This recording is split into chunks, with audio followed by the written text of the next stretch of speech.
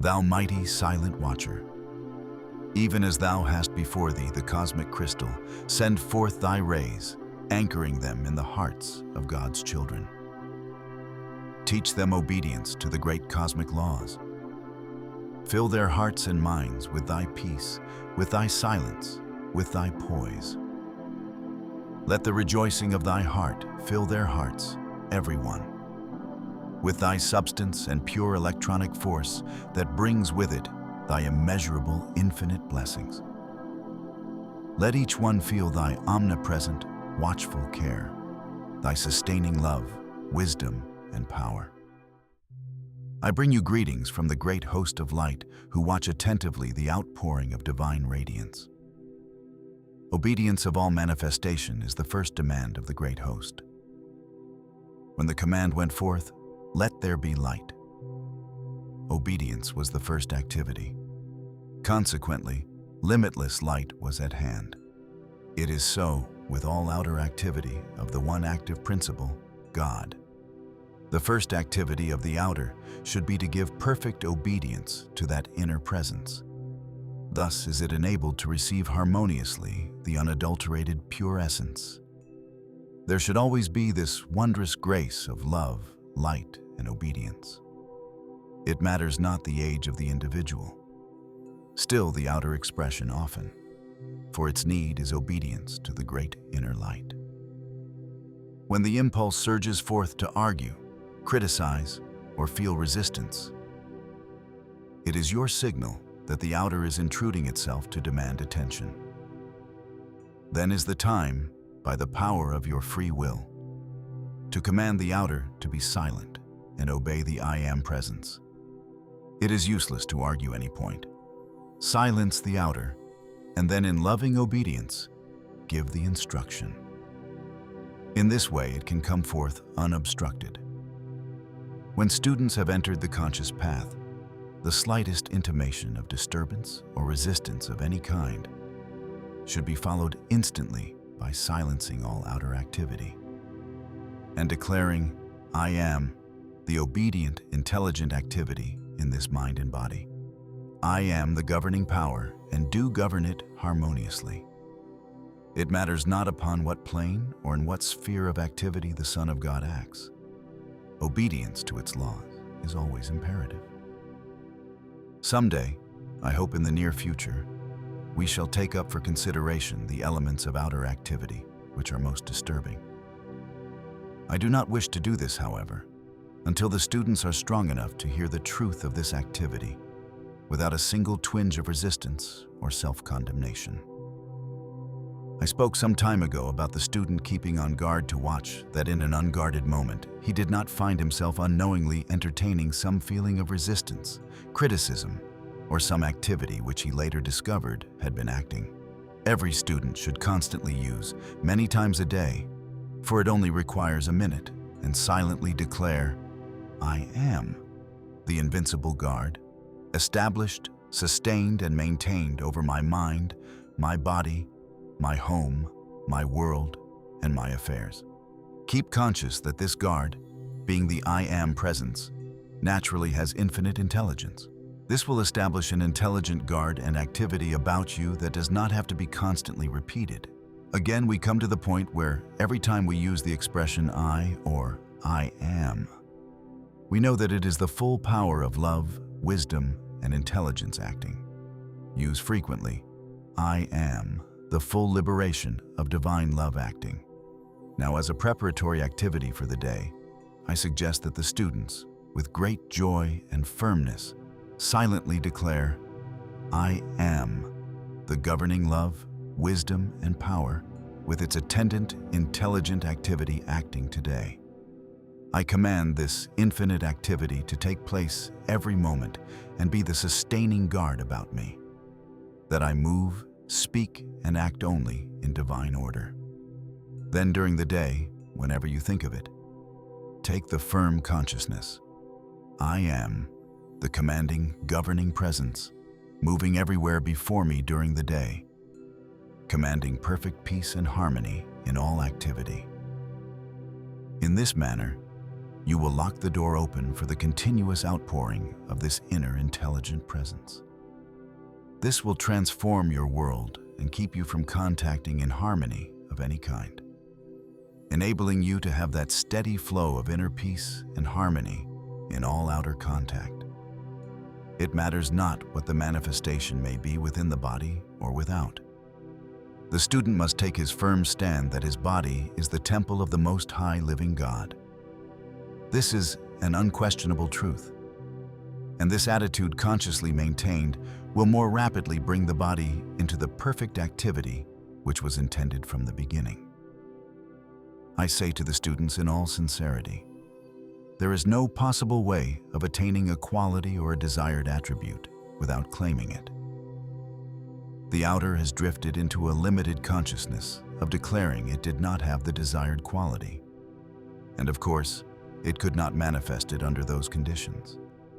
The thought of the student often is, well, I have been holding this idea for a long time, but it doesn't manifest.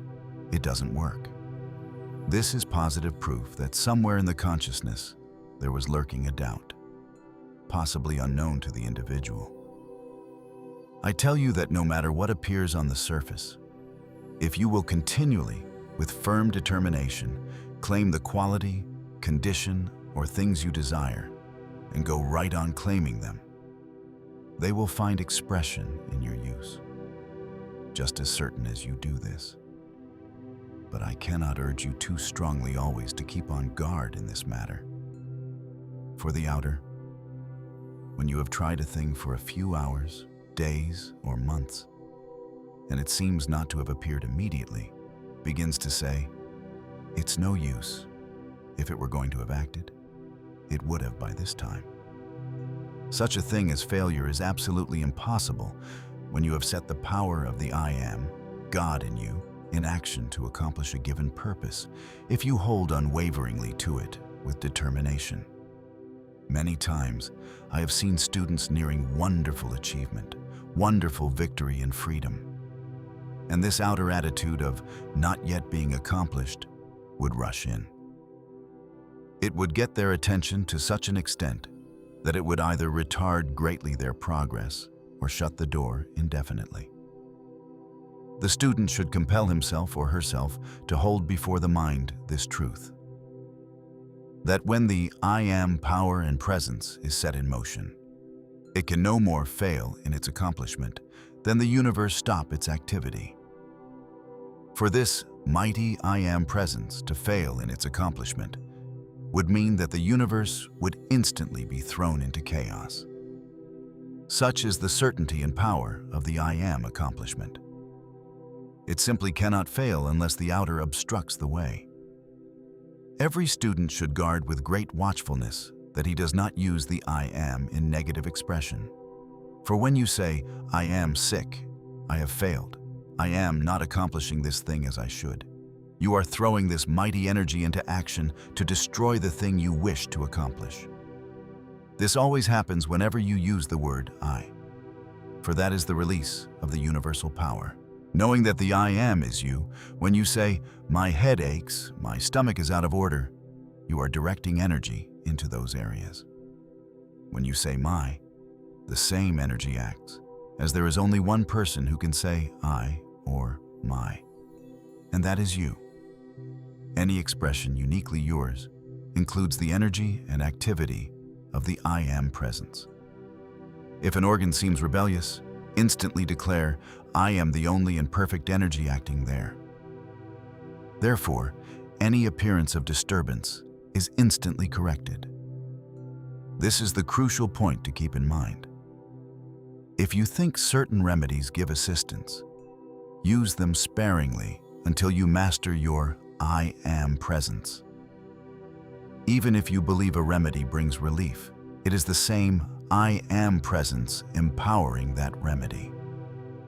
I have observed the medical world for centuries. When an authority claims a remedy is useless, it quickly fades away. Many believe some herbs have a chemical action that corresponds to the body. But I ask, what creates the chemical affinity? It is the power of your I Am, that enables you to think. As you explore this activity, you will find there is only one intelligence acting, the I Am, God in you. Why not face this truth? Stand unwaveringly with the I Am presence, God in action in you. Know that it is the only life you possess and the only power you give to any remedies. Is it not better to go directly to the great I Am presence for assistance than to seek power in outer things? I know it is challenging for students to part from old habits or remedies, but a little meditation on this fact will help your reliance on these outer things to fade away before the great I Am presence. There is no convincing the student on this vital question without application of wisdom and knowledge. The student must apply with unwavering determination until the truth is proven. Only the individual, through practice, can understand the depth of this. Many times, the inner accumulated energy surprises the student with results when they apply this. The Oriental phrase for I am is Om. This means the same as I am is coming to mean in the West. I prefer I am because it signifies God in action in the individual. Om represents a universal presence, but may not convey the consciousness of the I Am presence in the individual as effectively. This explains the condition in India today. Many have fallen into the error believing that just the intonation of OM is enough. While this brings some activity, it does not channel that energy into individual action. The method of the Ascended Masters has always been the conscious use of the I Am presence. This recognition brings the full intelligent activity of the God presence into the individual. Those Orientals who attained great levels did so through sincere meditation. The most powerful reminder is that when you say I am, you activate within yourself the full, unadulterated energy of God. Energy becomes power through conscious use. The fact that individuals are in human embodiment is the command to raise the world of the individual into perfect activity. When the consciousness of the individual is raised, everything in the world of that individual is raised into the inner activity. Om Mani Padme Hum really means God in action in the individual. Use the I Am instead of Om at all times. Whenever you say I am, you're setting the pure energy of God into motion. This is the only way of keeping the pure energy of God uncontaminated by human qualification.